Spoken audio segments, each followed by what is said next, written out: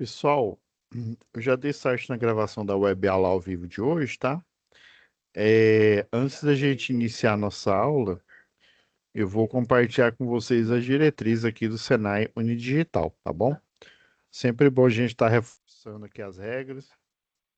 Depois, né, do lembrete aqui, nós vamos voltar à nossa programação normal, tá? Como aproveitar melhor sua web aula via Teams? Participar de uma web aula é mais do que entrar na chamada, é estar presente, focado e respeitando o momento de aprender. Vamos às dicas? Escolha um lugar tranquilo, bem iluminado e sem barulhos. Isso ajuda você e toda a turma a manter o foco na aula. Entre na sala alguns minutos antes do horário. Assim você consegue testar a internet, o áudio e começar a aula com calma. Sempre que possível, mantenha a câmera ligada. Isso mostra envolvimento. Mas lembre-se, esteja com roupa apropriada, em um local adequado e cuide do que aparece ao fundo. Você está em um ambiente de aprendizagem. Quer falar? Use o chat ou a função levantar a mão. Respeitar o tempo de fala do outro ajuda todo mundo a participar melhor. Evite distrações durante a aula. Feche outras abas, guarde o celular e foque no conteúdo. Esse é o seu momento de aprender. Em caso de dúvidas sobre o conteúdo, fale com seu tutor ou tutora. Para dúvidas sobre acesso ou uso da plataforma, procure um monitor. Use o AVA, ele é o seu canal direto com a equipe. Você faz parte da aula e a gente está aqui para ajudar você a aproveitar o melhor dela.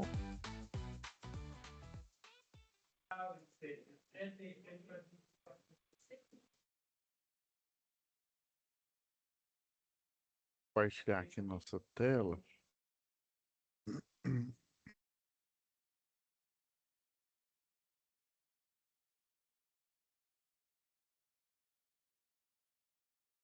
Então, Elton, né?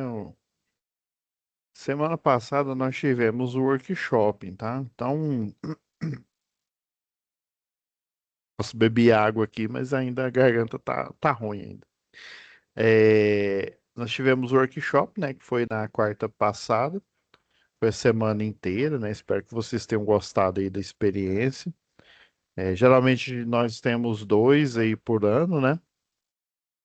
E daí eu dei uma olhada agora aqui, eu vi que não, porque eu prometi deixar. Aqui, ó, até tá os selos aqui. Eu prometi deixar uma aula aqui, mas não deu tempo de postar ela. Aí o que que eu vou fazer agora? A aula que eu deveria ter colocado aqui, eu vou ministrar ela agora, tá? E, e vou postar aqui do dia 5. E o outro conteúdo eu vou deixar aqui na do dia 29, tá bom? Porque nós ainda temos três aulas, né? Na verdade, duas, né? Porque essa daqui já deveria estar aqui postada, a do dia 29. E são duas atividades, né? A primeira ela é extensa. Eu vou tentar finalizar ela hoje, porque aí, como vai faltar uma aula, né? Eu vou deixar ela para a gente analisar os circuitos de tensão em corrente alternada. E se hoje demorar um pouco mais, como eu fiz uma troca aqui de aula com uma turma, então eu não vou ter mais essa aula que eu tinha antes, né, com duas turmas depois desse período aqui. Eu posso até ficar um pouco mais, alguns minutos a mais, para eu poder fechar esse conteúdo da parte de circuito de corrente alternada ou contínua, desculpa, que é dessa aqui, ó, atividade 2, 4 e 5. E deixa eu só tomar pé aqui, onde que estava. E estava no exercício um, atividade 4 só tem um mesmo, né? Vou olhar aqui. Aí lembrando, pessoal, ó, toda atividade que eu analiso aqui, eu faço um arquivo em Word, depois eu transformo ele em PDF e deixo a análise da solução para vocês, tá bom? vocês em casa aí ter tempo de olhar ela direitinho. Porque aqui na apresentação que eu mostro, eu sempre mudo, né? E aí eu faço, eu já fiz esse documento em um Word bonitinho para vocês, né?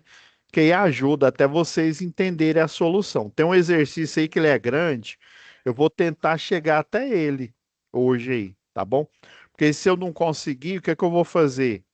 Nessa aula que deveria ter sido semana passada, né? E vocês foram liberados para o workshop, aí eu coloco ele. É o exercício 7, se eu não me engano. É o 7 do 5 aqui, ó, da unidade 5 dessa folha aqui, que tem a atividade 2, 4 e 5, tá?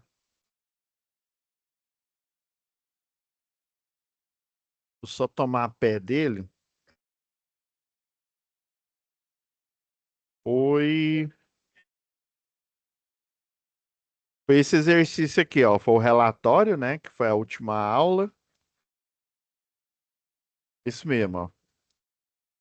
Do aparelho de ar-condicionado e tal, chuveiro. E agora vão ser os exercícios da atividade 5, que ela é a maior aí que tem dentro dessa folha aqui, ó. Tá? Essa folha aqui, ó, nesses exercícios até um total de 9 páginas aqui, tá? Então a gente vai fazer esses, ó, o 2, o 3, que tem o A e o B, né? O 4, o 5, o 6, talvez dê para fazer ainda hoje, mas o 7 aí eu vou deixar para essa gravação. Ele eu vou colocar nesse selo aqui que a Lira deixou do dia 29, beleza? Porque ele é mais complicado. Eu até prefiro, eu nem vou usar uma aula que eu já tenho gravada, eu vou gravar essa atividade aqui e postar ela junto com a aula de hoje aqui, tá bom? Então vamos lá. Peguei aqui só para eu ter a referência.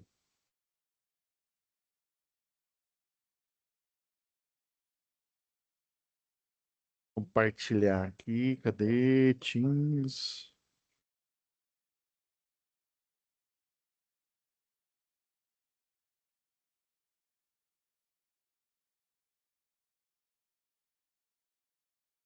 Já que vai aparecer, porque tem muito slide essa apresentação, ela demora um pouco para carregar no sistema aí. Ó, apareceu aqui.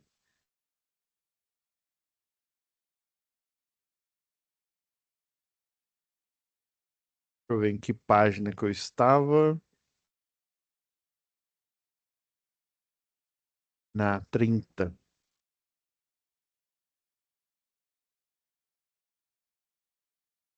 29, 30, achei. Beleza. Então, esse aqui foi aquele 1 do 4 que eu havia analisado, tá? Naquela semana antes do workshop. Aí hoje eu vou tentar fazer até o exercício 6, tá? Gente, analisando aqui. Sabendo que a eletricidade é a principal fonte de energia, né? Para a utilização de sistemas de iluminação, geração de força, né? Motriz, e usada também para gerar calor, escreva o conceito de 4 grandezas elétricas e, em seguida, informe o nome do aparelho necessário para realizar essa medição, tá? Então, quando ele fala grandezas, a gente falando matematicamente, são variáveis, né? Ou seja, potência, né? Potência é a quantidade de trabalho que você consegue fazer em um determinado tempo, né? No caso, seria o trabalho elétrico, né? Dos elétrons, né? Andando ali no condutor para gerar a corrente elétrica que estão sobre uma diferença de potencial. Então, ele pediu, né?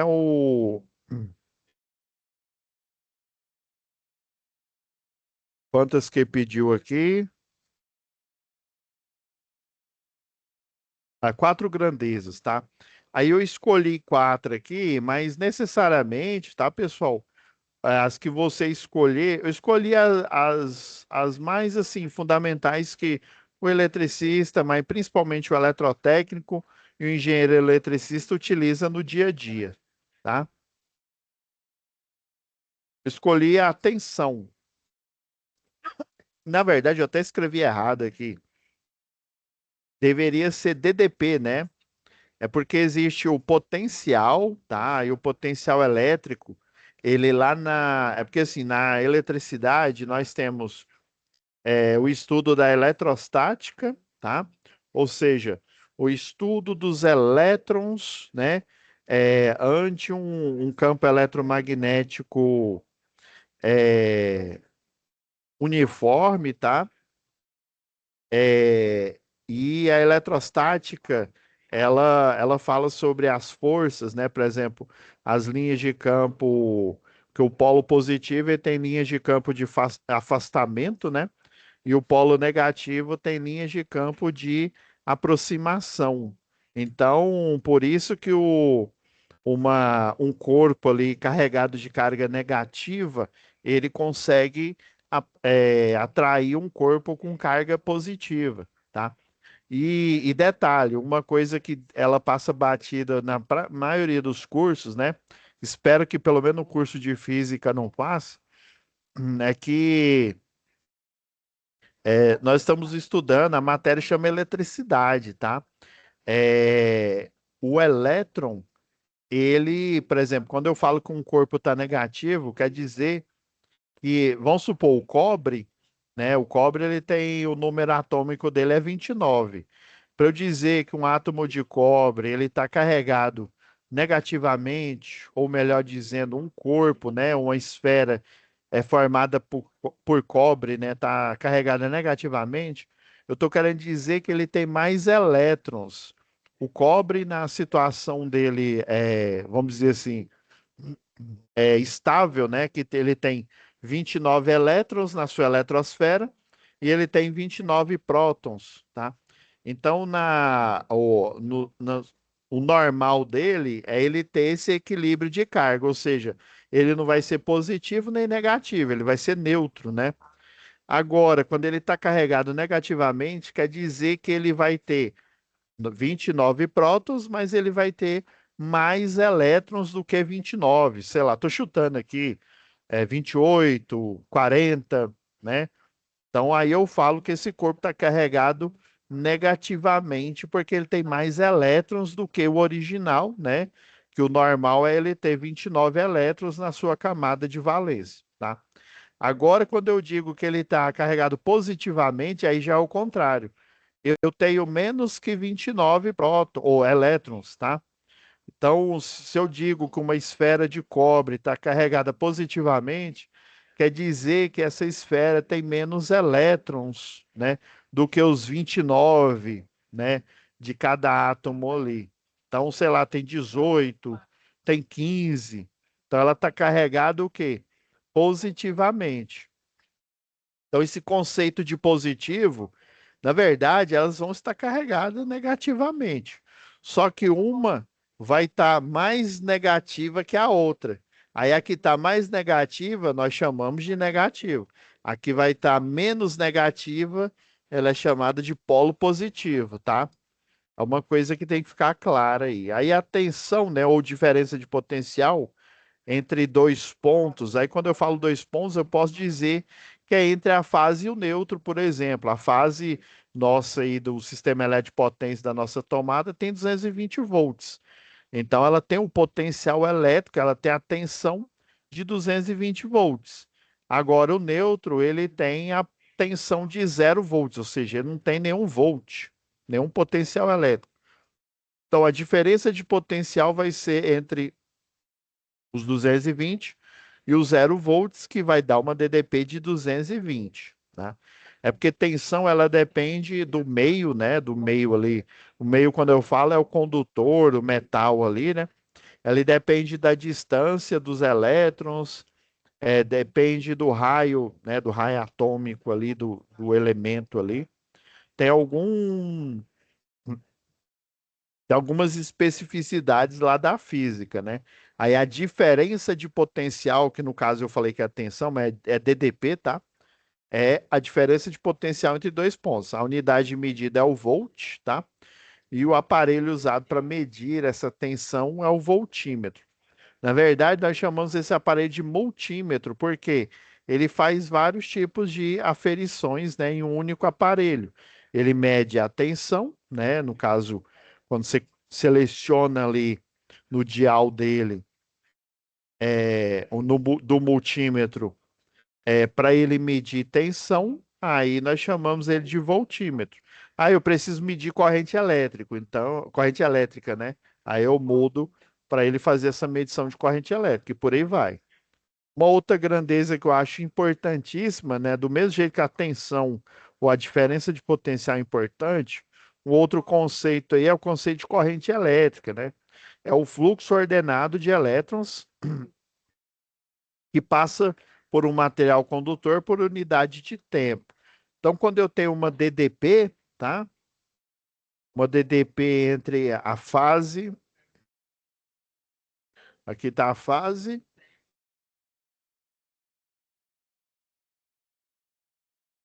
e aqui está o neutro. Vocês estão enxergando o que eu estou escrevendo aí? Está enxergando aí, o Elton, Maria? Sim? Ah.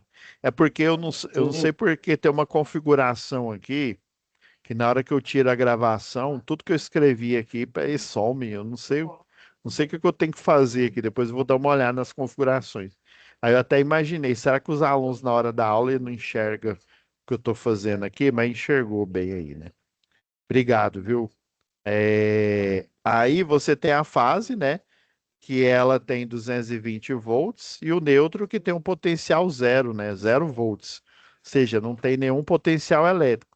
Aí quando eu estabeleço esse fechamento desse circuito, ou seja, eu fecho ele aqui num ciclo, em circuitos, né, em circuitos elétricos, o pessoal geralmente não faz isso aqui, né? Ele pega e coloca um símbolo de aterramento aqui e um outro símbolo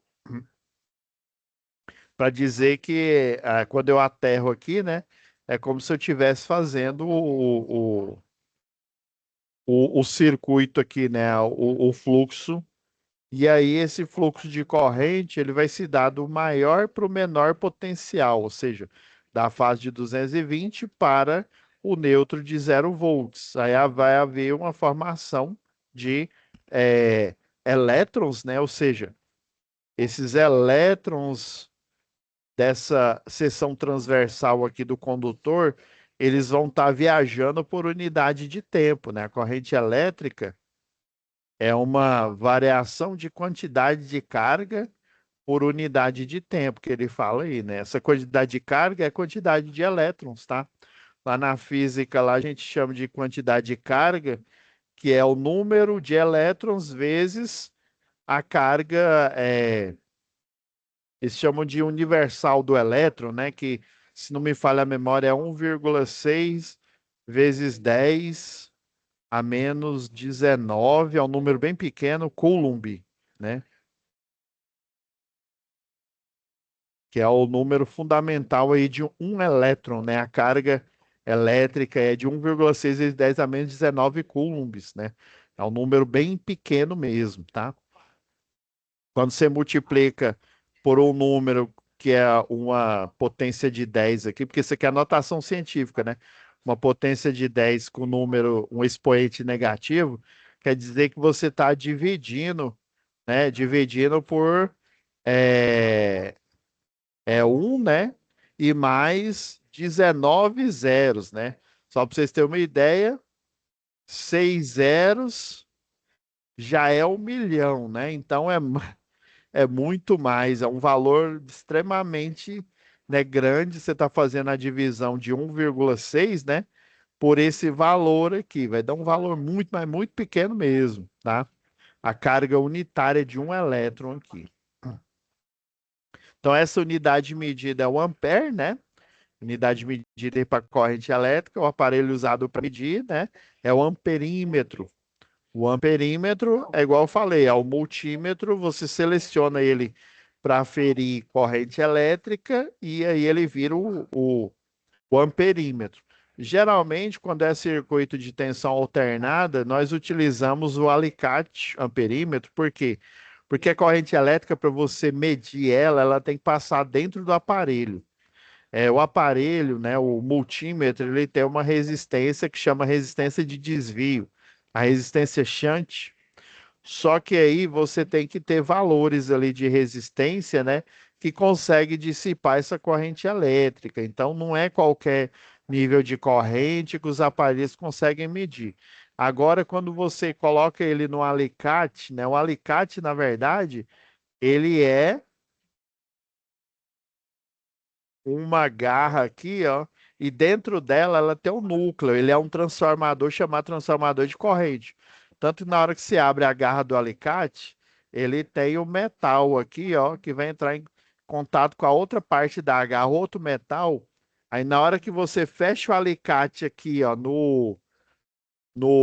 na garra dele aqui, ele fecha o circuito e aí a corrente elétrica, na hora que ela passa no condutor, vai aparecer um campo eletromagnético em volta dela. Aí esse alicate, ele percebe esse campo eletromagnético em volta e aí ele faz a leitura da corrente elétrica. Então ele faz uma leitura indireta que aí ajuda a manter o equipamento em bom estado, né? Ajuda ele ter uma menor probabilidade de queimar, tá? Resistência elétrica, outra unidade de medida, outra grandeza, né? Que é fundamental aí na área da elétrica, a resistência elétrica. É a propriedade que os materiais têm de se opor à passagem de corrente elétrica. Essa aqui é a definição física, tá? A definição matemática, a resistência, né? Ela é a tensão dividida pela corrente, ou seja, a tensão ou a diferença de potencial é diretamente proporcional à corrente. Então, quer dizer que quanto maior a tensão aqui, ó, maior vai ser a corrente para uma mesma resistência elétrica aqui. Então, matematicamente, é essa fórmula aqui, né? E por elas serem diretamente proporcionais, eu represento elas, né, matematicamente por uma divisão, tá? Pois eu até posso explicar melhor para vocês, né? Por que que na maioria das fórmulas da física, né, você vê muita fórmula que é multiplicação e outras bastante fórmula que é divisão, né? A maioria das fórmulas ou é uma multiplicação ou é uma divisão. Aí tem uma razão matemática para isso. Toda grandeza que é diretamente proporcional, geralmente a fórmula, né, que é matemática, que rege ela, né, a física dela, é geralmente uma divisão. Agora, quando ela é inversamente proporcional, ou seja, quando eu diminuo um valor da variável, o outro diminui, o outro, não, diminui não, né? Falei diminui, eu coloquei para cima, né? Quando eu aumento um valor, a outra variável ela diminui, quer dizer que fisicamente elas são inversamente proporcionais, ou seja, eu vou representar por uma fórmula que é uma multiplicação, tá? Pois eu explico melhor isso. Vamos chegar até o número 6 lá. Potência elétrica, né? Talvez a mais fundamental delas. E por que que eu coloquei corrente e tensão? Porque a potência elétrica, né, o equivalente elétrico da potência, ele depende, né, do valor da tensão e do valor da corrente, que no caso, para a potência, a tensão e a corrente são inversamente proporcionais. Aí, por elas serem inversamente proporcionais, matematicamente, né, você representa por uma multiplicação, tá? Então, quando eu tenho um equipamento que eu aumento a tensão dele para fins de cálculo de potência, a corrente vai ser mais baixa, tá? Aí, quando a tensão é mais baixa, né, a corrente vai ser mais alta. Só para vocês terem uma ideia, as correntes que estão aí no sistema elétrico de potência, por exemplo, na parte da 13,8, né, que é a média tensão, da alta tensão, elas são bem menores que as correntes que nós encontramos na baixa tensão, no circuito de baixa, né? É louco isso, né?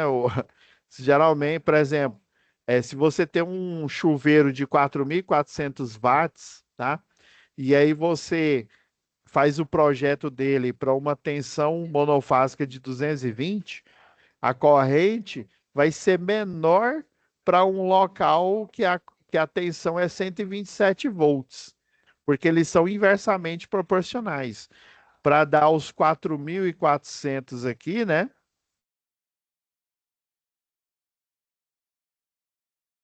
4.400 watts, né?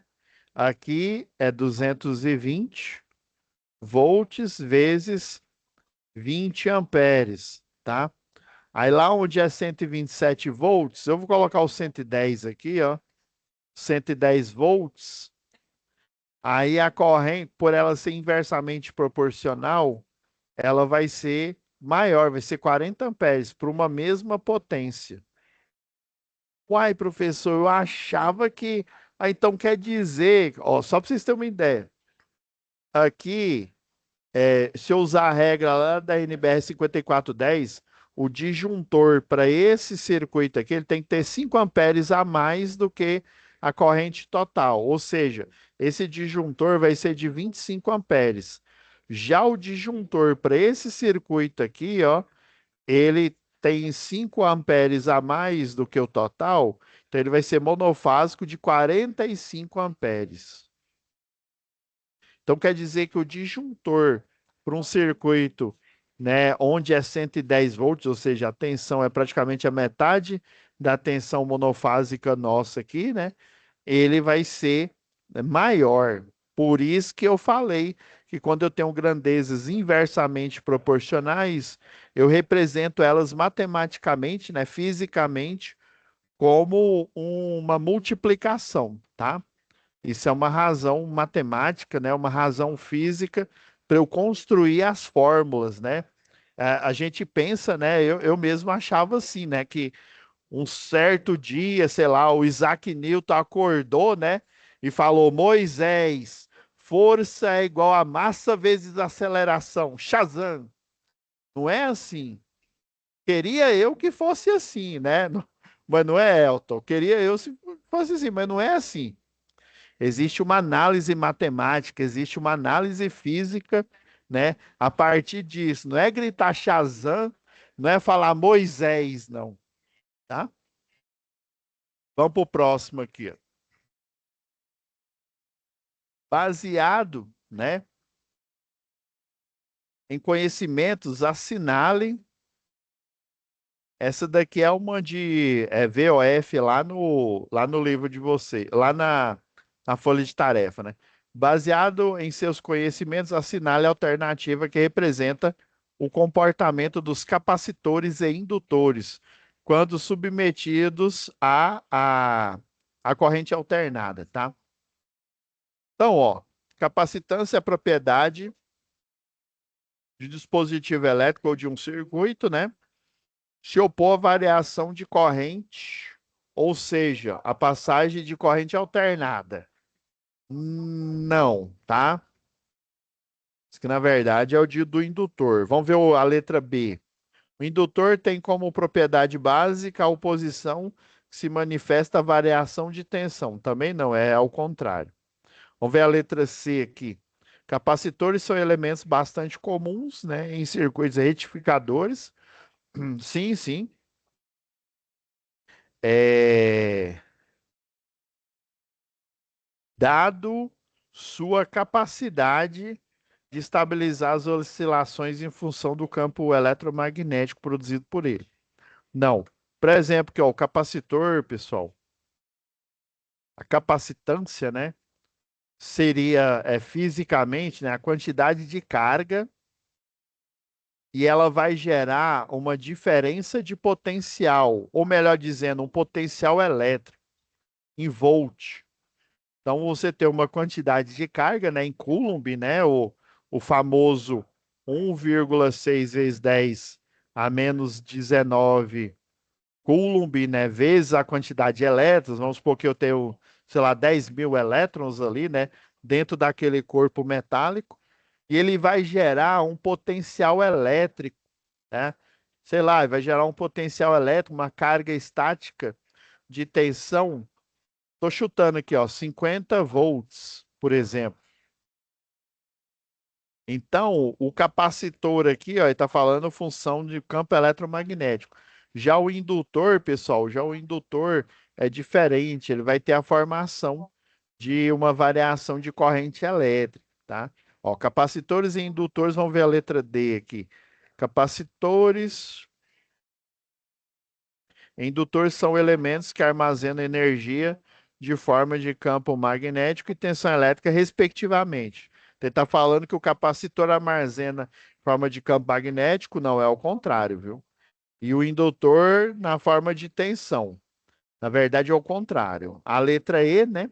É indutores armazenam energia na forma de campo magnético. Isso. O indutor, pessoal, ele é um enrolamento. Inclusive, eu até recebi um feedback de um aluno. É porque eu estou ministrando eletricidade em várias unidades. Aí eu não sei, desculpa, que eu não sei. Pode até ter sido dessa turma aqui de Quirinópolis. Aí falando, né? Inclusive o aluno ficou com medo porque eu já começo de cara falando lá do fórum, né? Do fórum de discussão. Pessoal, é porque assim, eu mostro aquele programa, eu mostrei, eu sei que talvez algum de vocês ficou preocupado, né? Mas é assim, eu mostrei ele, mas eu falei, toda aula eu falo, olha, isso aqui é o primeiro fórum de discussão, aí eu explico lá o que que é o retificador, né? A importância da frenagem lá, né? Da corrente contínua na frenagem. Mas não precisa você, naquele momento, saber mexer naquele programa, tá? Só quando a gente chegar lá na UC de instalações, que vai ser o C8, tá? No módulo específico 2, isso. Vocês ainda têm dois módulos para chegar até lá, para você saber como é que funciona aquele programa, né? Então a coisa vai ser gradual. Então o indutor, pessoal, ele passa corrente elétrica em volta aqui nele, né? Ele tem uma resina, ele é protegido, e aí vai haver a formação. Deixa eu mudar a cor aqui. Vai haver a formação de campo magnético em volta aqui, ó. Então ele vai armazenar, né, campo magnético. Indutor armazena campo magnético, normalmente combinando o efeito de vários loops de corrente elétrica. Loop de corrente elétrica que ele está falando, ó, vamos supor que a corrente elétrica, vou desenhá-la de azul aqui, ó. Corrente elétrica, que a looping que ele fala é várias voltas, ó. A corrente elétrica, ela vai dando a volta aqui nessa bobina, tá? É importante ela ter uma isolação, por isso que ela tem uma resina, tá? Às vezes a gente enxerga lá a bobina, ela na cor de cobre, né? É um fio ali, um fio de cobre. Da gente pensar esse fio, primeira vez que eu vi, na verdade eu desmontei um rádio, um rádio velho que um tio meu tinha, né? Aí ele falou assim: "Ah, não, esse rádio era da Motobras aí". Eu não sei como é que ele conseguiu estragar, porque o rádio da Motobras, ele é um rádio assim muito bom. E daí ele pegou e falou assim: "Você não quer mexer nele e ver as peças dele?" Aí eu peguei e abri, né? Curiosidade, né? E eu vi uma bobina lá, era até a bobina da antena, tá? Antena que para o sistema de AM e o sistema de FM. E eu achava que aquilo ali era fio desencapado, mas não, na verdade ele tem uma resina e essa resina impede que haja um curto-circuito, ou seja, essa corrente elétrica ela vai ficar dando volta, ela vai ficar fazendo looping aqui, tá? Aí por isso que ele fala, normalmente combinando o efeito de vários loops de corrente, ou seja, ela não vai passar direto. Se esse fio aqui ele tivesse sem resina, né, ou seja, desencapado, essa corrente ela passaria direto aqui, ó. Mas como ele não está desencapado, ele está mecanicamente, né, fisicamente unido um com o outro. Porém, como eles estão com proteção ali, né, uma resina em volta deles, eles não estão eletricamente ligados. Aí, por eles não estarem eletricamente ligados, a corrente ela vai ter que fazer, vamos supor que ele tem 900 voltas, ela vai ter que dar 900 voltas até chegar aqui. Aí, cada volta que ela faz, o campo eletromagnético, ele vai aumentando. O pessoal lá da elétrica chama incrementando, né? Aí ele aumenta aqui, e ele vira um campo eletromagnético maior, tá bom? Então, é isso, indutores armazenam na forma de campo magnético, normalmente combinando o efeito de vários loops de corrente. Então, essa daqui é a questão, né, a correta aqui para essa questão 2 aqui, tá bom? Vamos para o próximo. Agora aqui, pessoal, eu fiz aqui uma divisão. Eu vou até tirar dessa tela aqui, porque aqui vai ficar muito pequeno para vocês enxergarem. Eu vou tirar aqui dessa apresentação e vou deixar ela no tamanho aqui normal da tela, que aí eu vou poder dar zoom. Deixa eu colocar lá na página dela aqui.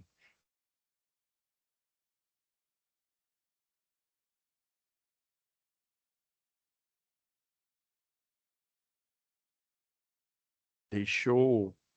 Agora eu vou compartilhar aqui. É porque eu tive que colocar em uma única página que fica mais inteligível para o aluno desse jeito, tá? Aí lá na análise que eu fiz, eu vou fazer o PDF dela, tá? E aí eu passo para vocês.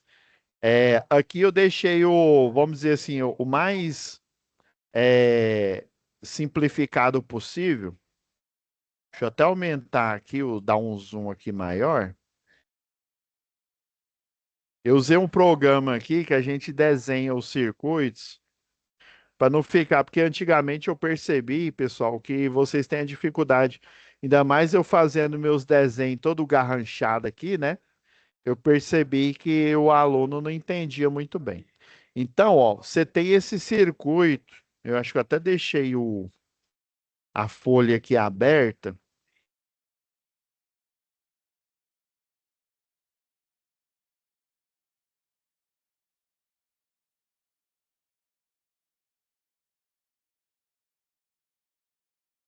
É esse daqui, ó. Então, quando você vê esse circuito aqui, e o que que ele quer, ó? Os circuitos a seguir são conhecidos como circuitos mistos, né? Como circuito misto, desculpa. Circuito misto por quê? Porque ele tem, ó, por exemplo, ó, resistores em série, é a soma algébrica, tá? Ele tem resistores em paralelo, você faz o produto pela soma, né? Isso só para dois resistores, tá? A técnica é um sobre resistência equivalente, tá?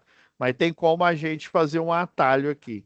Então, o objetivo, ó, ele quer a resistência equivalente desse circuito, ou seja, o circuito reduzido, ó, esse daqui, ó, que tem a mesma fonte, a fonte de 100 volts, mas ele tem uma única resistência que representa todo o conjunto, tá?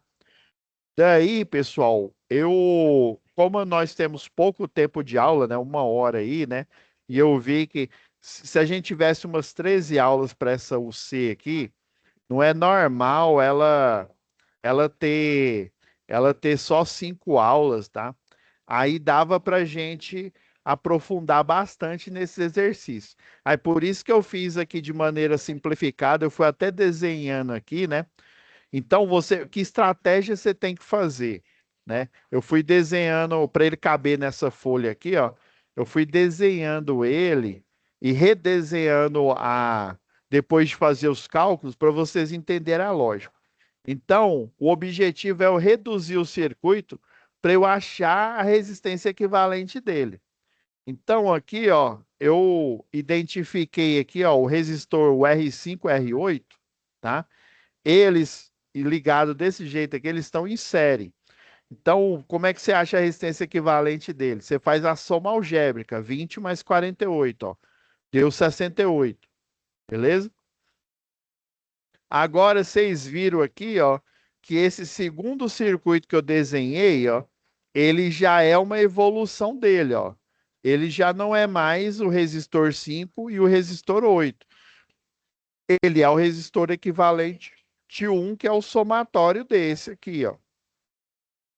Então, vocês estão vendo? Você tem que fazer passo a passo para você entender e você poder chegar nesse último circuito aqui, que é esse único resistor de 93,89, representa todo o circuito, tá? Então, aqui, ó, eu poderia ter começado por esse. Eu comecei por esse daqui, o ramo mais simples, tá? Agora, ó, sobrou ele os dois em paralelo. Uma forma rápida de você fazer esse cálculo, para achar a resistência equivalente aqui, ó, eu chamei a resistência equivalente 1, que eu tinha acabado de achar, né? Mais o R9, o resistor 9 aqui, eu chamei de resistência equivalente 2. Então, para você achar esse resistor teórico, você vai fazer o produto, ou seja, multiplicar e dividir pela soma dos valores dos resistores, ou seja, 68 vezes 12 dividido por 68 mais 12, que dá 10,2 ohms. Beleza. Você está vendo que o circuito está cada vez mais diminuindo, tá? E aqui, ó, agora eu só tenho resistores aqui, ó, nessa malha aqui, ó. Eu só tenho resistores é, em série aqui, ó. Mas o problema é que esse R1 aqui, ó, tá em paralelo com outros aqui, ó. Aí o que que eu tenho que fazer? Aí agora eu tenho que reduzir ele, tá? Eu fiz dessa forma passo a passo para vocês.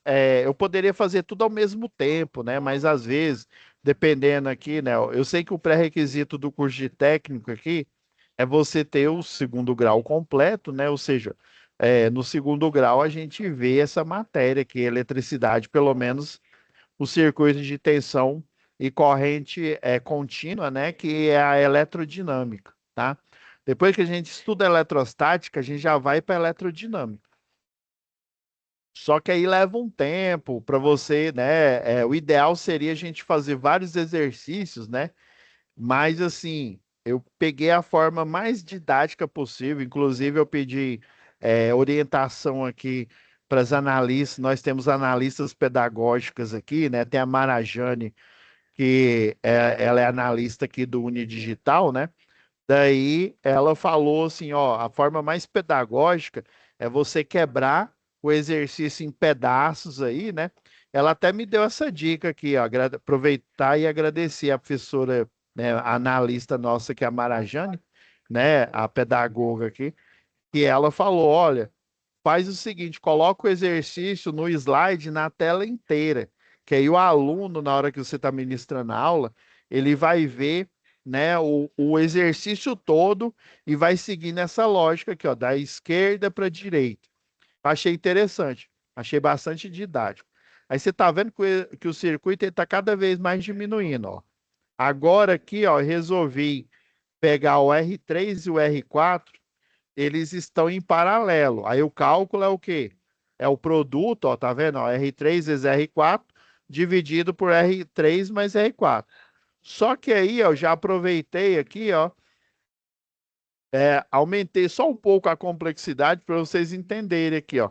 Eu poderia, numa única fórmula, só para vocês terem uma ideia, numa única fórmula, já colocar resistência equivalente, né, ou resistência equivalente total, numa única, já fazer esse cálculo num só tapa aqui, tá? Mas aí o que que vocês iam perder, né? Eu não, porque eu já sei a matéria, tá?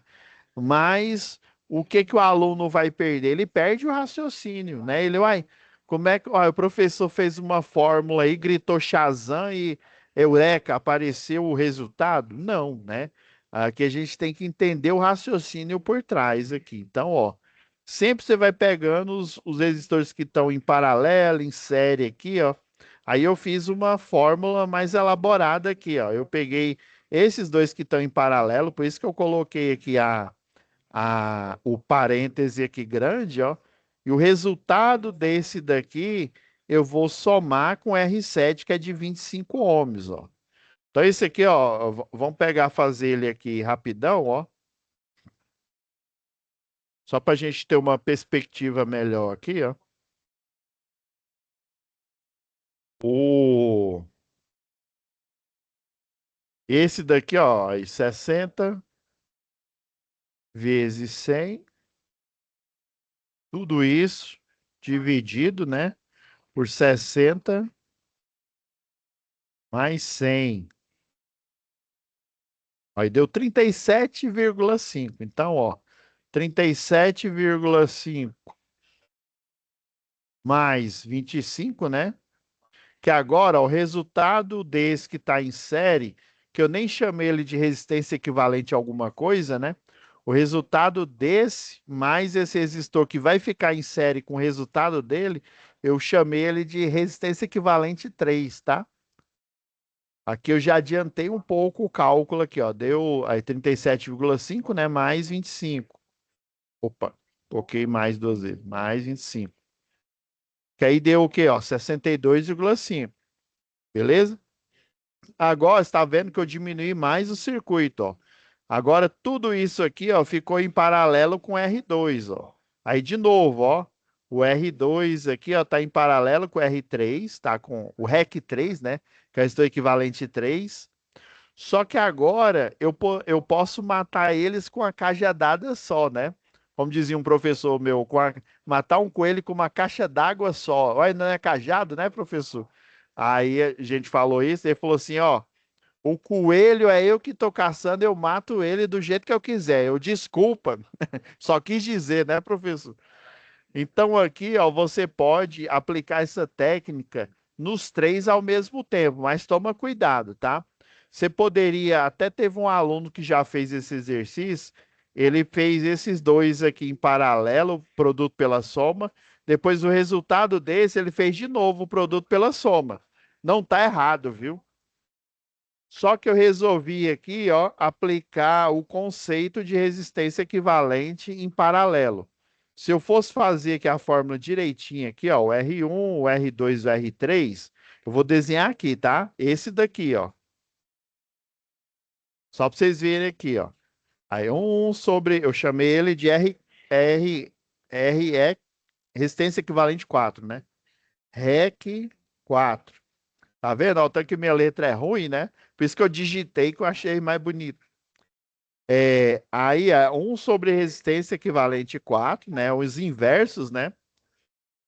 Aí é 1 sobre R1 mais 1 sobre R2 mais 1 dividido por R equivalente 3, que é esse que eu tinha achado aqui, né?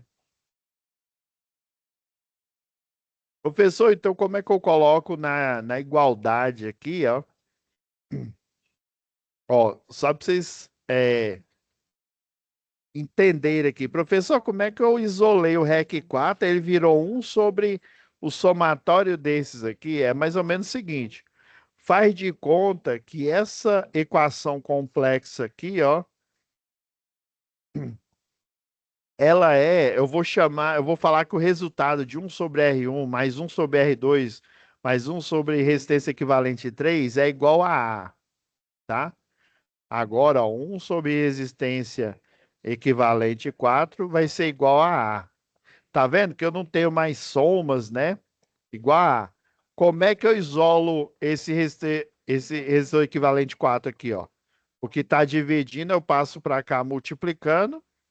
E o que está aqui, ó, eu passo para cá dividindo, né? Eu troco de lugar aqui, ó. E vai ficar 1 sobre A é igual a resistência equivalente 4.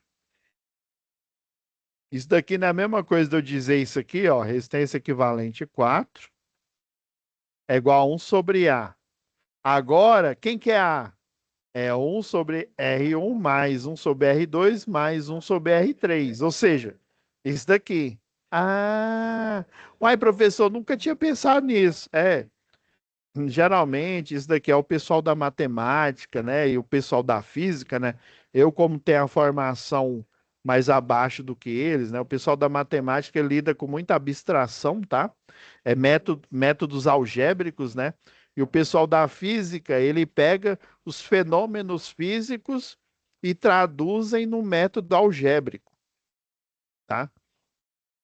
Que Lembra que eu falei agora há pouco, né? Grandezas diretamente proporcionais eu represento por uma divisão, e inversamente proporcionais eu represento por uma multiplicação.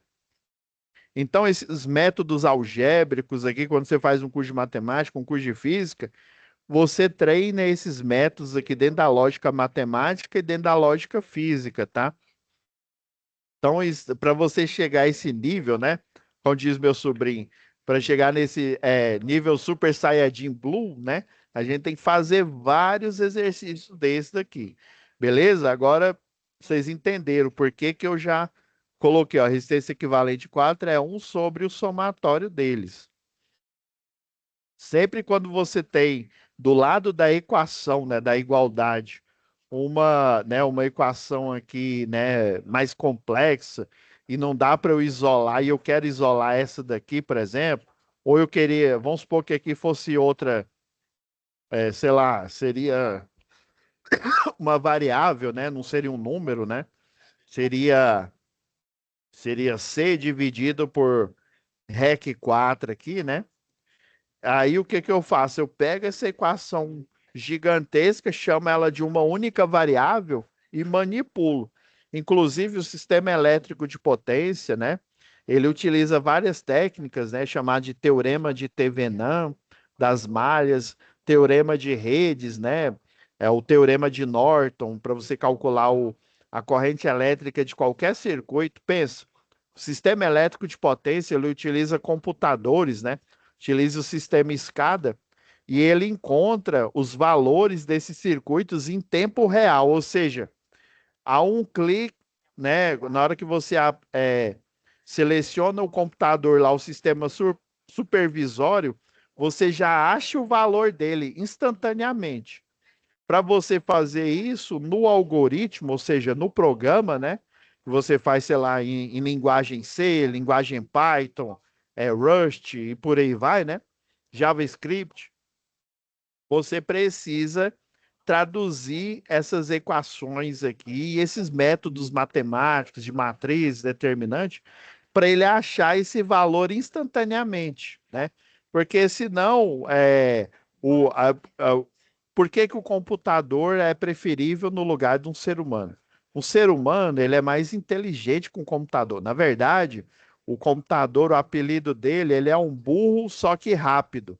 O ser humano, ele é um ser inteligente, porém lento. Ele é devagar, tá? Mas quando você ensina o método para algo burro, porém rápido, né? Parece, o computador é tão rápido que às vezes parece ser instantâneo. Ele leva milissegundos, microsegundos aí, né? Na hora que você acessa uma página, dependendo da programação, né? Se é uma página estática, ela aparece praticamente instantaneamente, né? Aí, dependendo, e esse burro, né, que faz o cálculo rápido, você consegue respostas, né?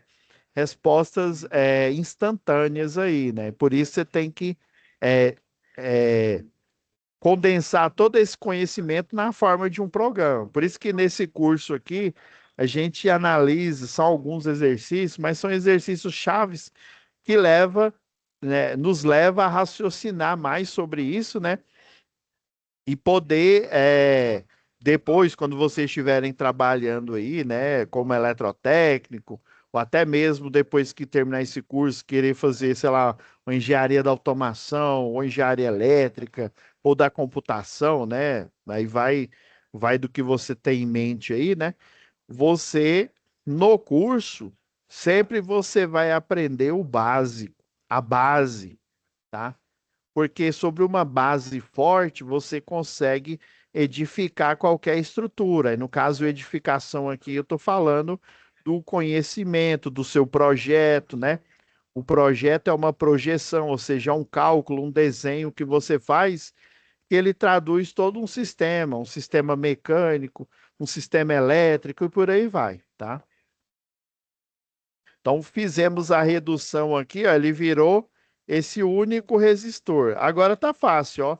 Todos os três estão em série, ó. Agora é só fazer a soma algébrica aqui, ó. O R6 mais o resistência equivalente 2 o que a gente já tinha feito no início aqui, ó. Esse daqui, ó. Mais o restante do circuito. Tá vendo que o R6 ele continuou porque ele está na base da fonte.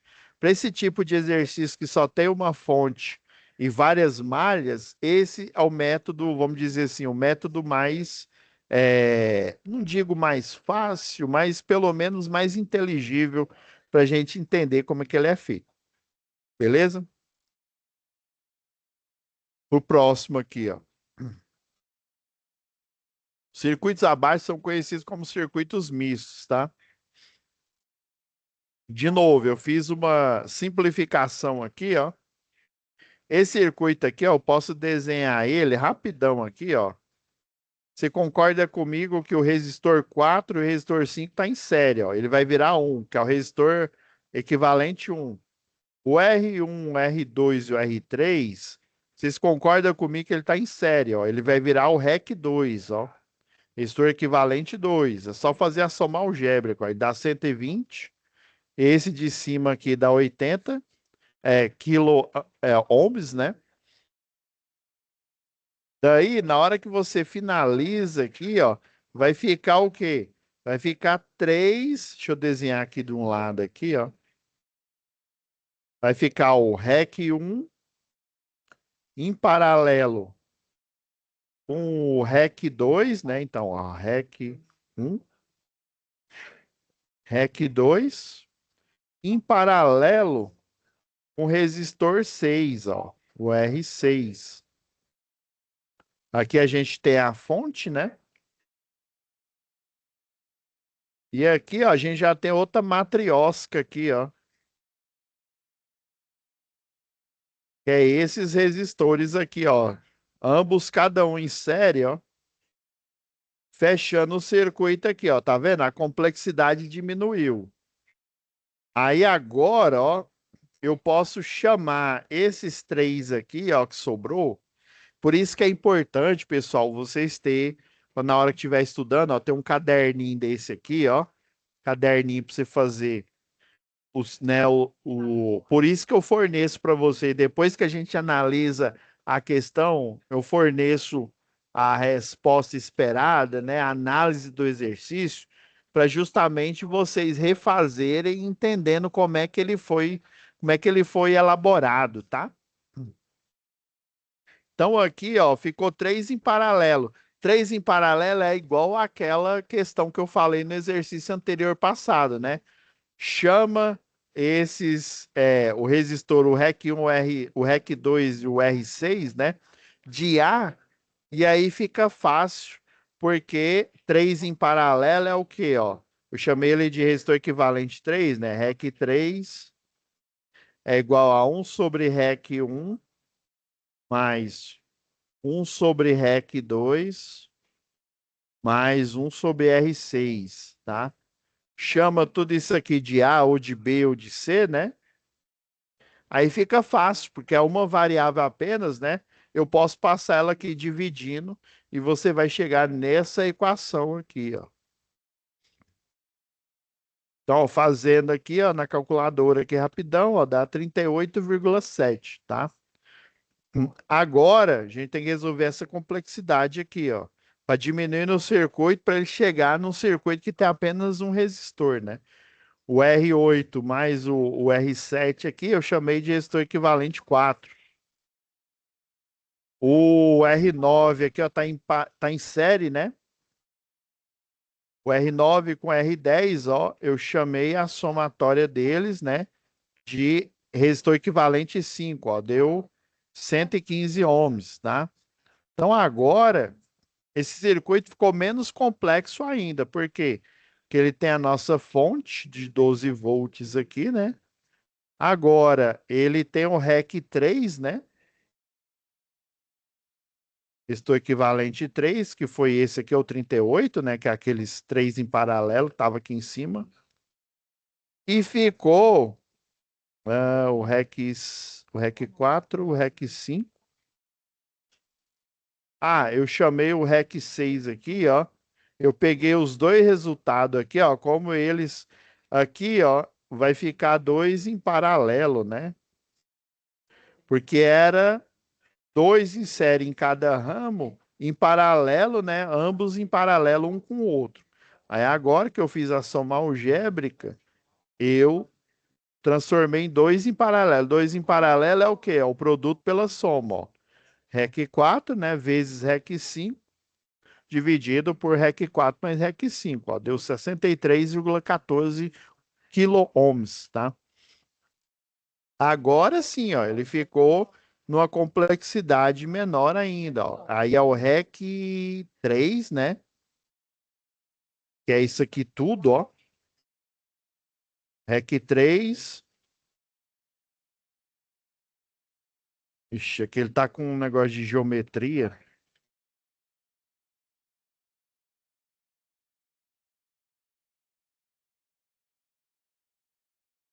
É polo positivo, polo negativo. E aqui eu chamei de REC 6, né, ó. E agora, ó, REC 3 e o REC 6, eles estão em série, ó. 38, né? 0,7 mais 63,14. Então, a resistência equivalente vai dar 101,84. Ou seja, de novo, a fonte de 12 volts e tem um único resistor no projeto que representa toda essa complexidade do circuito, é esse resistor, né, o de 101,84 quilo-ohms.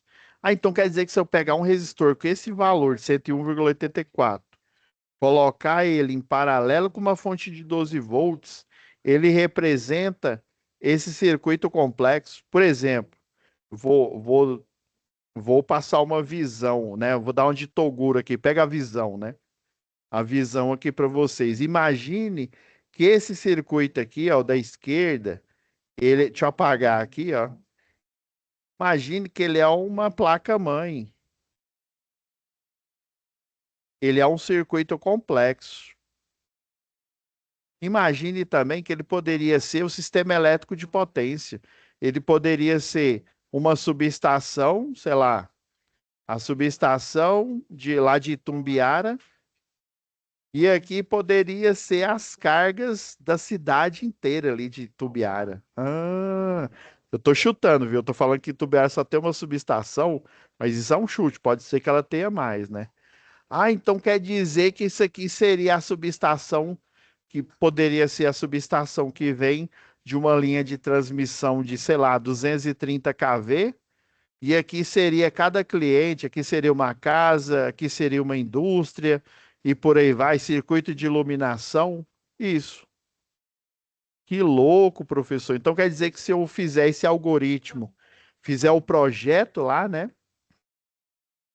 E aí eu reduzo esse algoritmo para sistema elétrico de potência. Esse cálculo ele chama tem uma técnica que chama teorema de Thevenin, que é o teorema de máxima transferência de potência. O teorema de Thevenin ele visa achar uma resistência que represente. Aí como a gente fala de quando é circuito de tensão alternada, nós chamamos de impedância, tá? Aí eu vou achar uma impedância que represente toda a cidade de Itumbiara, por exemplo. Ah, que louco. Então quer dizer que eu vou desenhar, vou escrever um algoritmo ali, né? O pessoal da programação vai fazer esse algoritmo, né? Eu vou pegar essas fórmulas, o pessoal da programação vai transformar esse projeto, essas fórmulas aqui, né? Todo esse passo a passo aqui, numa única resistência, ou seja, impedância, que representa todo o sistema elétrico lá da cidade de Tumbiara. É. E ele vai achar em tempo real qual que é a potência que a cidade inteira consome. Isso. Inclusive, ele pode saber qual que é a potência que a casa do seu José consome, né? O supermercado tremendão que tem lá consome e por aí vai. Ah, através desse teorema, professor? Quem utiliza esse programa, esses teoremas aí, É o operador nacional do sistema, tá? É uma central, né?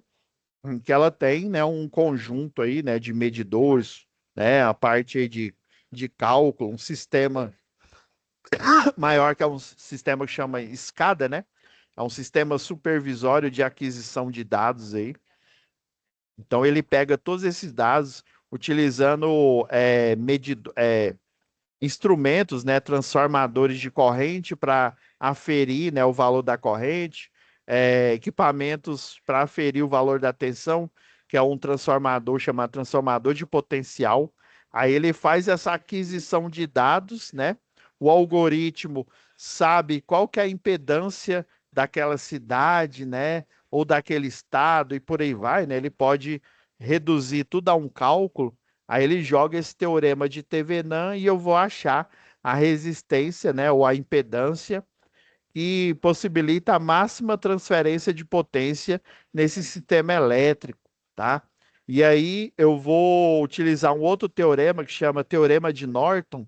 Aí o teorema de Norton eu vou encontrar a corrente que esse sistema utiliza, ou seja, eu tendo o valor da tensão, eu tendo o valor da corrente, né? Ou melhor dizendo, eu tenho o valor da impedância e o valor da corrente, eu sei qual que é os valores de tensão ali, como o sistema ele está em paralelo. O que quer dizer em paralelo? Por exemplo, na tomada aí da sua casa aí, se ela é monofásica, provavelmente, né, Goiás aí, né, Equatorial Goiás, provavelmente é 220 volts. Não, professor, né, aqui em casa é 500 volts, na casa do Joãozinho é 600. Não é essa bagunça, é um valor padrão, é 220 volts para tensão monofásica, 380 para tensão de linha, né, ou tensão bifásica, e 660 para tensão trifásica, ou seja, é o que temos para hoje, né? São esses três tipos de tensão para o nosso sistema elétrico. Então, a partir desse tipo de tensão, né, desses três tipos, mono, bi e trifásica, você projeta equipamentos para funcionar nesses níveis de tensão, né? Aí um equipamento, ele sempre tem uma fonte, e essa fonte converte, né, a tensão alternada em tensão contínua, e ele, por sua vez, vai alimentar o equipamento, tá? Beleza? Vamos ver se a gente consegue fazer mais um aqui. Ah, dá para fazer mais um. Aqui, ó. Um novo circuito elétrico, ele tem 220 volts de tensão, será instalado na empresa FSA, né? E foi solicitado que você, né, o técnico em eletrotécnico, fizesse o dimensionamento primário do condutor, tá? Confesso que esse dimensionamento primário do condutor eu não entendi, não, tá? É porque é o seguinte, existe o circuito primário e o secundário. Aí quando eu falo circuito primário e secundário, eu estou querendo dizer que é, o primário, por exemplo, é o nível maior de tensão, né? A média tensão, por exemplo, e o secundário é a baixa tensão, tá? Mas esse dimensionamento primário seria talvez o dimensionamento inicial, né? Calcule a área da seção desse condutor, né, de alumínio, considerando a resistividade de 0,0278, né? Pai, professor, não tem unidade de medida, não, porque ela é adimensional. Isso daqui é a aplicação direta da segunda lei de Ohm, né? Lembra lá, resistência é igual a ρ, né, que é a característica do material, ou seja, se esse condutor ele for de cobre, ele tem uma característica, ou seja, os elétrons, eles vão fluir, né, sobre a aplicação de uma tensão em um ponto de fase, né, e ou no outro neutro, por exemplo, né, uma diferença de potencial, e ele vai ter um fluxo de corrente característica que ela depende desse valor da resistência elétrica, né, dele. Ah, entendi. Então esse ρ é uma constante e geralmente ela é adimensional. O que que é isso, professor? É de comer ou passar no cabelo? Adimensional é quando eu não tenho unidade de medida. É porque é o seguinte, lá nos primórdios, né? Nossa, aí agora você vai falar lá do rei Davi, né? Lá nos primórdios da matemática e da física, uma equação, né? ela pode, isso aqui ó, é uma expressão ou uma sentença matemática, tá? De um conceito abstrato, nós chegamos num conceito concreto aqui, ó. Isso aqui é uma expressão matemática, ó. 4 mais m é a minha variável, tá? É igual a 3. Então, eu vou pôr igual a 5.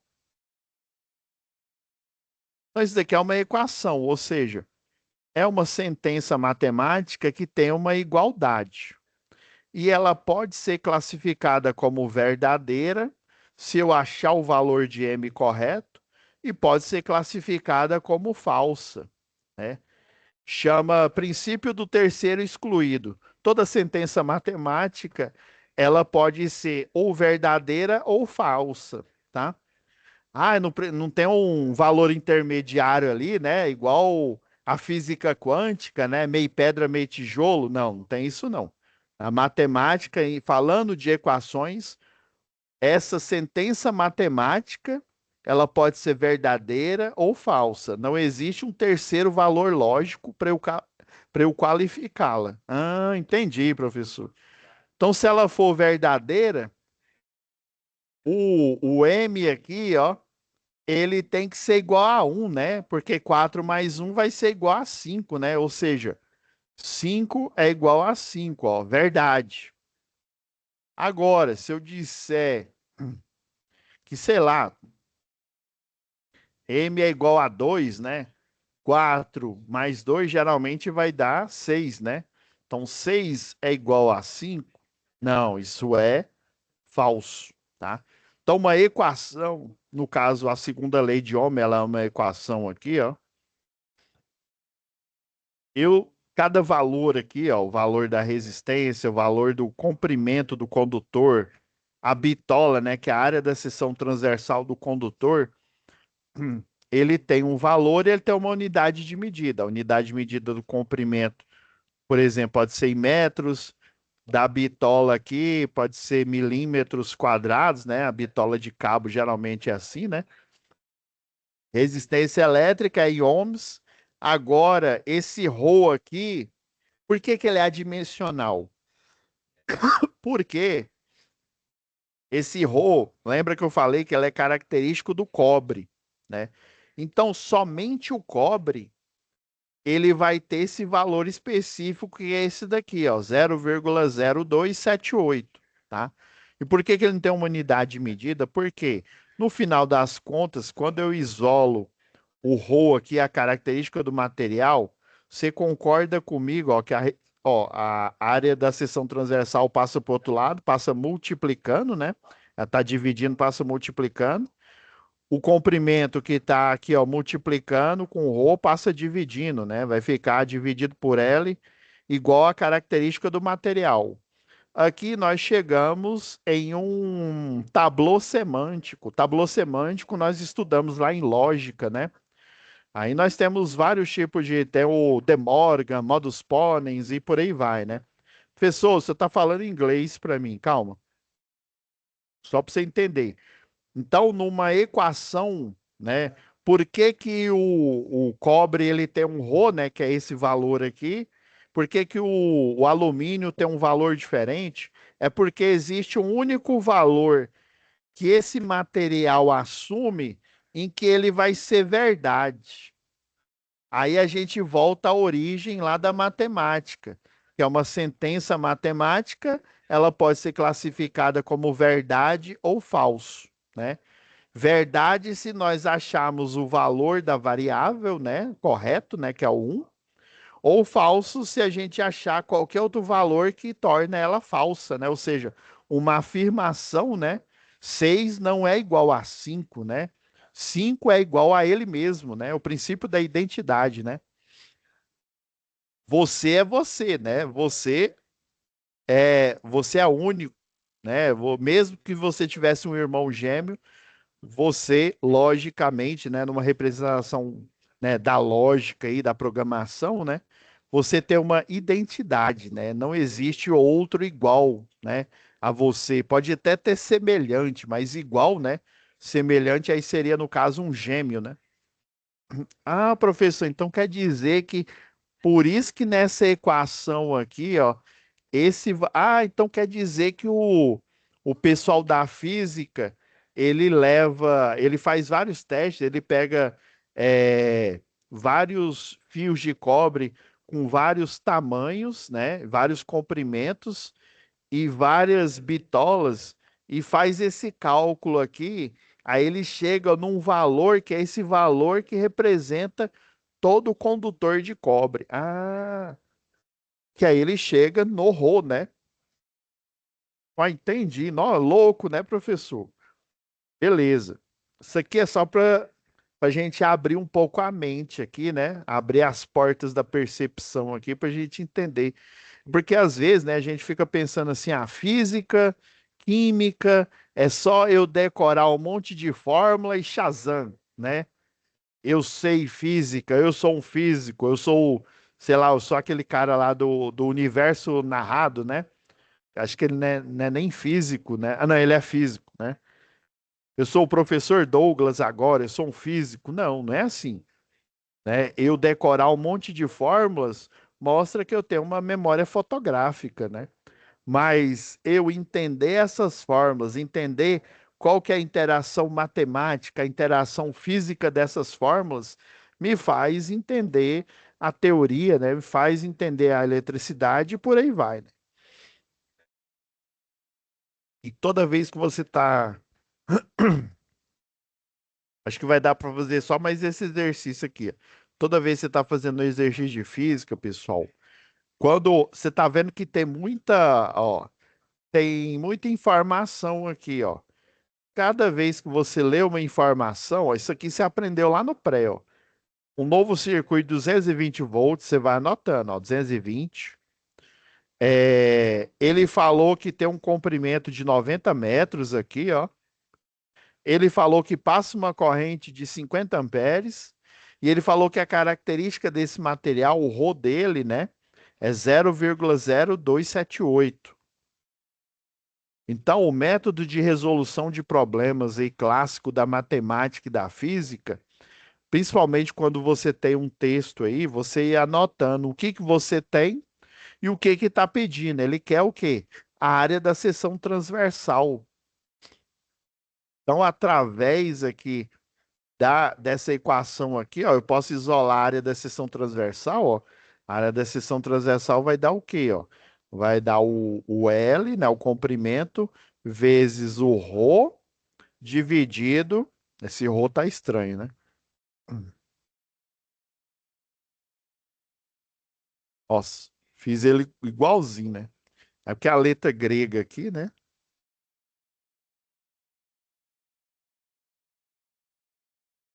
Dividido pela resistência, tá? O problema é que o que está faltando aqui? Está faltando a resistência, né? Eu não tenho a resistência elétrica, mas eu sei, essa definição aqui é a segunda lei de Ohm, tá? E eu sei que pela primeira lei de Ohm, nós sabemos que a resistência, matematicamente, né, é o valor da tensão dividido pela corrente, porque a tensão é a corrente num determinado resistor ou condutor, né, que tem uma resistência elétrica, ela depende, né, da interação da tensão e da corrente, e ambas são diretamente proporcionais. Por isso que a fórmula é a divisão. Pera aí, mas eu tenho a tensão, uai. É 220 volts, né, professor? E a corrente que está passando nesse determinado fio aqui, ó, ela é de 50 amperes. Aí beleza, aí 220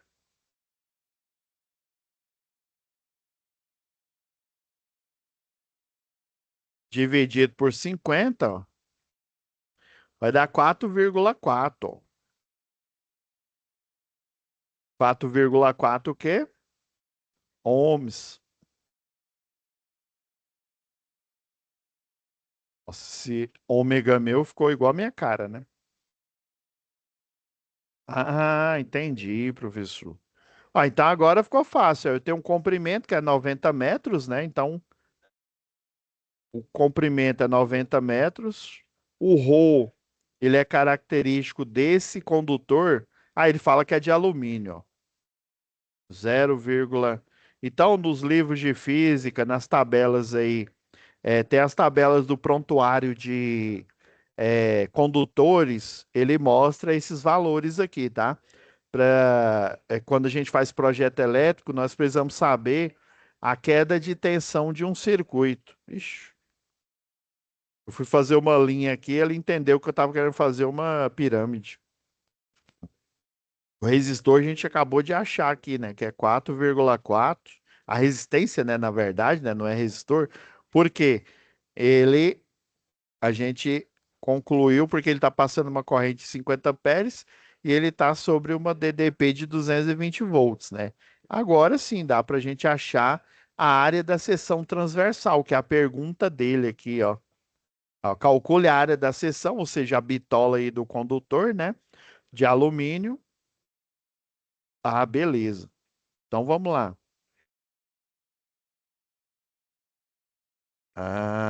Cadê? Tá aqui. Então, aqui, ó, 90 vezes 0,0278. Tudo isso, né, dividido por 4,4. Você poderia fazer de outro jeito aqui também, mas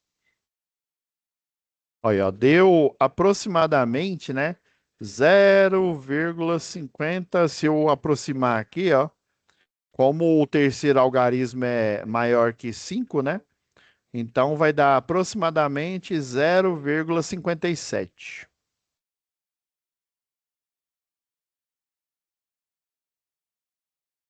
Que pela fórmula, ó, é metros por ohm, né? E aí eu poderia dizer aqui que é o que a bitola aqui, né? Geralmente ela está em milímetro quadrado, tá? Deixa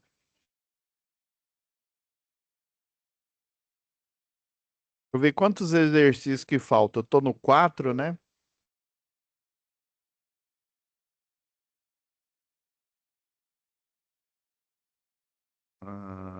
Dá pra gente fazer ainda os 5 aqui, tá? Aí o que que eu vou fazer? Essa aula gravada, ó.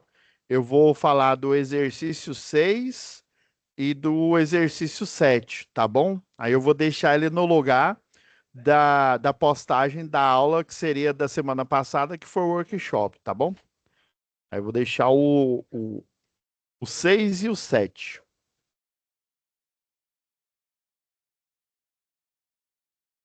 Deixa eu ir pro.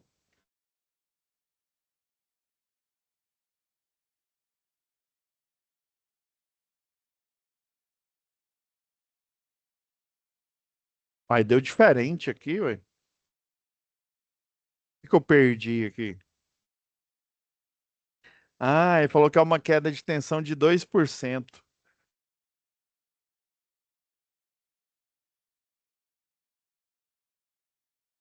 Acabou que emociona, não lê tudo, né?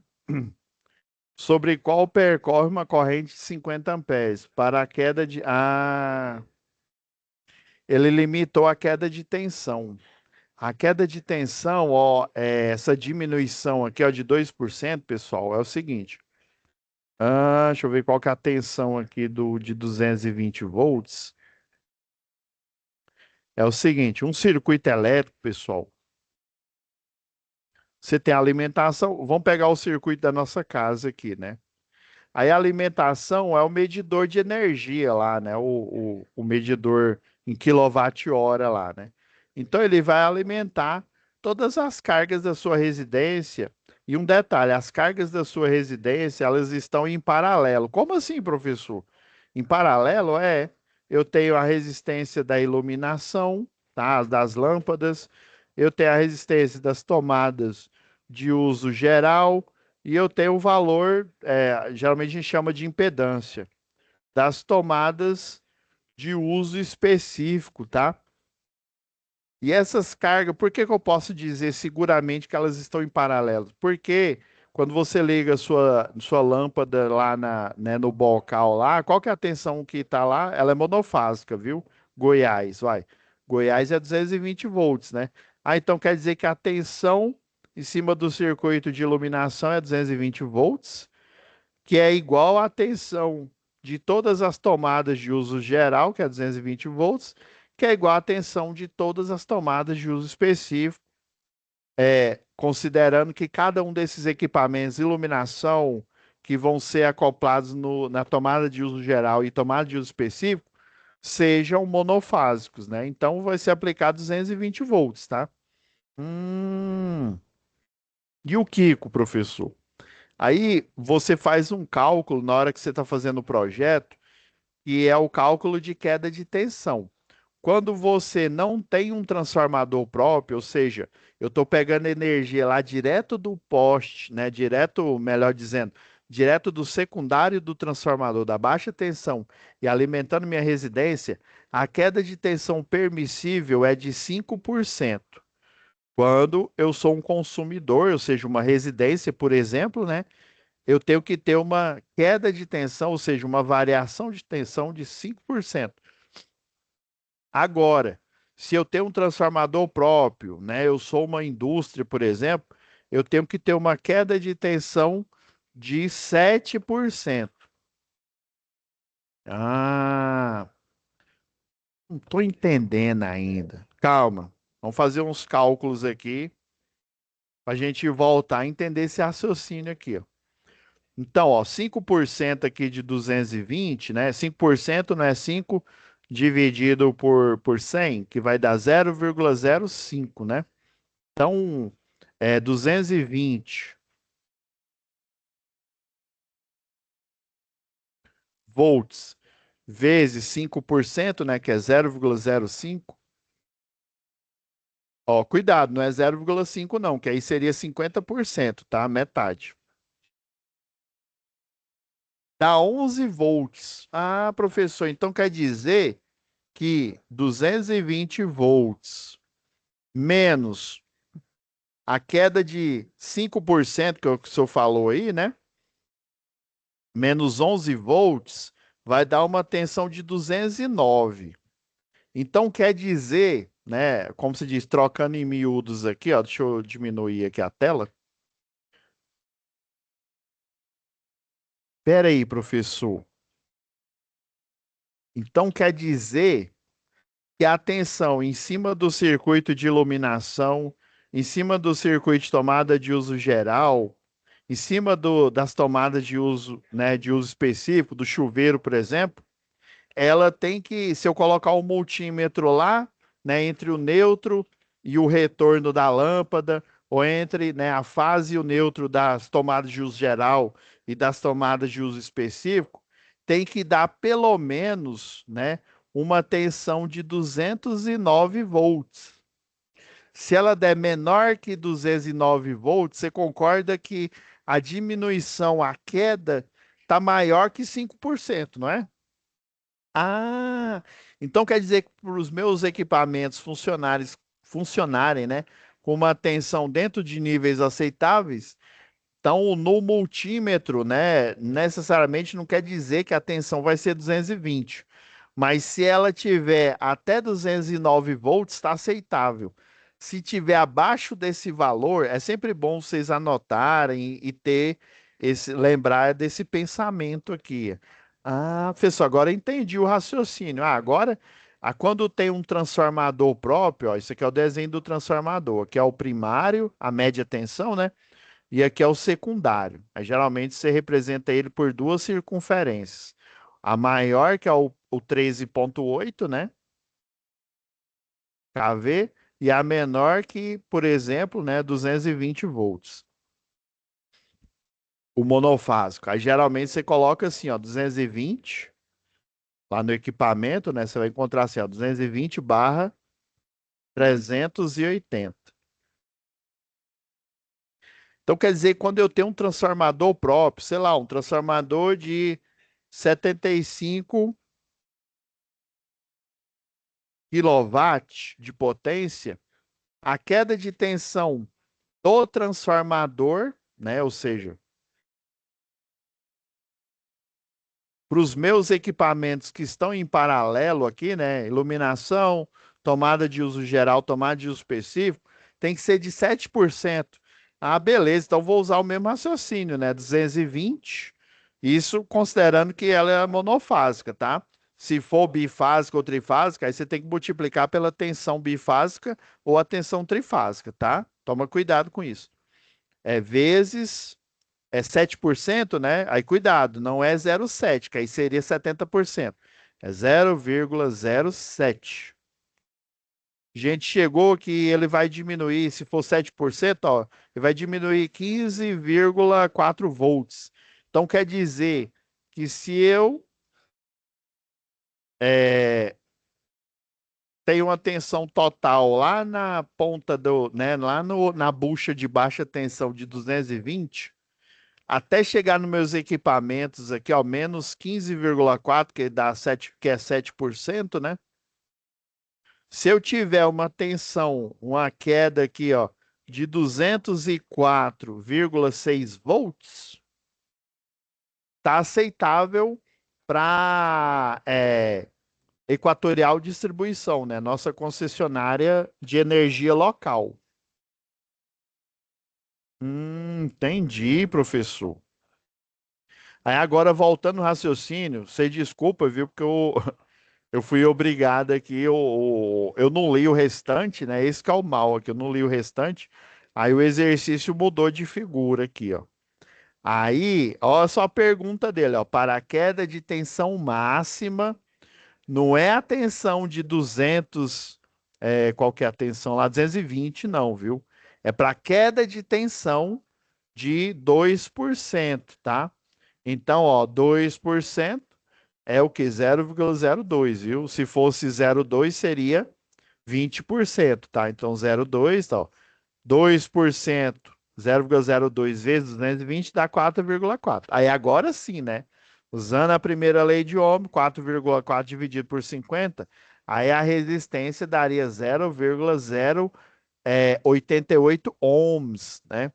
Agora, corrigindo, né, esse erro aí na interpretação da queda de tensão, ó, com agora a resistência de 0,088 ohms, né?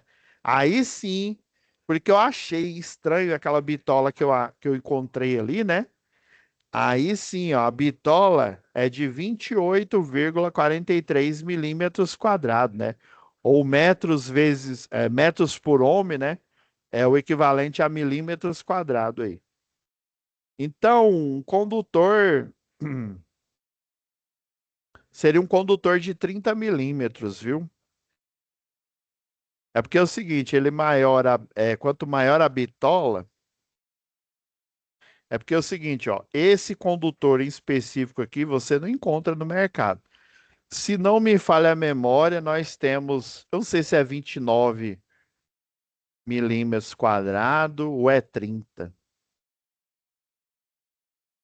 Agora vocês me pegaram aqui. Eu sei que tem um padrão, ou ele é 29 ou ele é 30, tá? Aí, por exemplo, a bitola do condutor se achou aqui para essa queda de tensão de 2%, né? 2% de 220 volts, aí tem que ser uma bitola de 28,43. Aí, como eu não tenho ela no mercado, eu vou escolher a bitola maior, mais próxima. Por que eu não poderia escolher a menor, mais próxima, né, professor? Olhando aqui a fórmula da segunda lei de Ohm, ó, é o Rho, né? Multiplicado pela o comprimento, né, do condutor, né, que leva energia, dividido pela bitola aqui, ó. Quando a gente pensa aqui, ó, em bitola, para ele manter uma resistência, né, no caso essa resistência aqui de 0,088 aqui, ó, a bitola em relação à resistência, elas são inversamente proporcionais. E o comprimento em relação à resistência são diretos. Ah, então eu tenho que escolher ou uma bitola igual a essa, padrão, ou um pouco menor. Aí, como assim, professor? Por que que agora, em há pouco, você estava falando maior, tá? Vocês estão vendo que projetar é complicado, ó. Se eu isolar aqui, ó, isolo o ρ aqui, ó, dividido. Se você concorda, eu tenho 28,43 milímetros, né? Aí, se eu pegar uma bitola maior, você concorda que, já que elas são inversamente proporcionais, estão multiplicando, para ele manter esse valor aqui, ó, se eu aumentar a bitola, o, ou o comprimento do condutor vai aumentar, mas eu tenho um comprimento fixo de 90 metros, então isso não vai acontecer, né? É, ou o valor da resistência ela é, tem que diminuir. E se ela diminuir, ela vai ficar o quê? Se ela diminuir, ela vai ficar menor que 2%.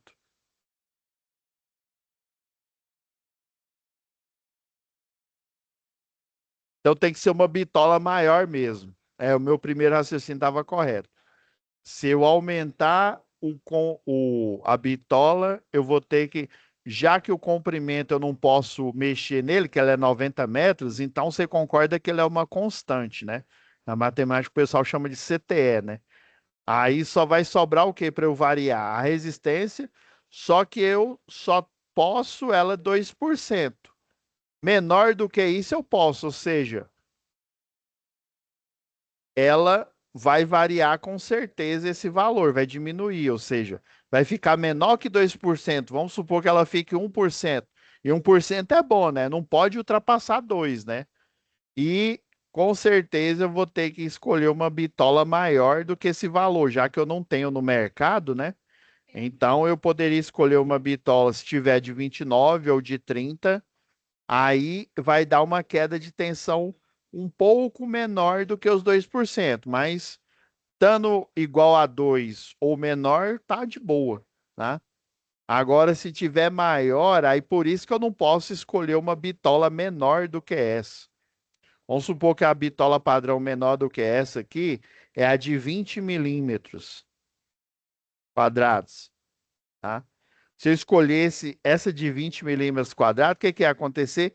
A queda de tensão ia dar maior que 2% para esse comprimento de 90 metros. Ah, estão vendo que eu vou finalizar por aqui, porque já está quase terminando aqui o horário, pessoal. Então, ó, a aula que eu vou deixar gravada, eu vou analisar o exercício 5, o 6 e o 7, tá? E até amanhã vai estar postado essa aqui de hoje, tá?